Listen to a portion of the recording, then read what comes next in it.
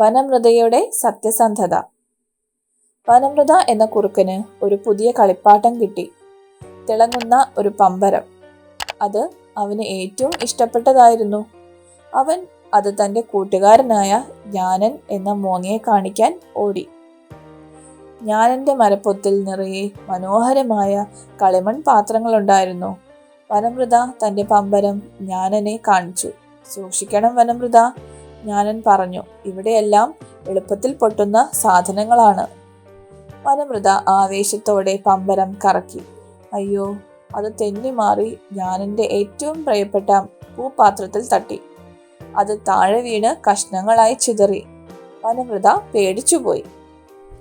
ജ്ഞാനൻ വരുന്ന ശബ്ദം കേട്ട് വനമൃത വേഗം പാത്രത്തിന്റെ കഷ്ണങ്ങൾ ഒരു പുതപ്പിനടിയിൽ ഒളിപ്പിച്ചു. എന്താ ഒരു ശബ്ദം കേട്ടത്?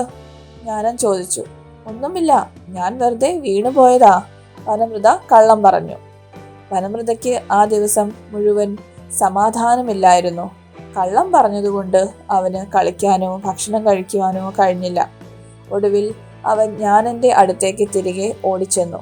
ക്ഷമിക്കണം ജ്ഞാന, വനമൃത കരഞ്ഞുകൊണ്ട് പറഞ്ഞു. നിങ്ങളുടെ പൂപാത്രം ഞാനാണ് പൊട്ടിച്ചത്.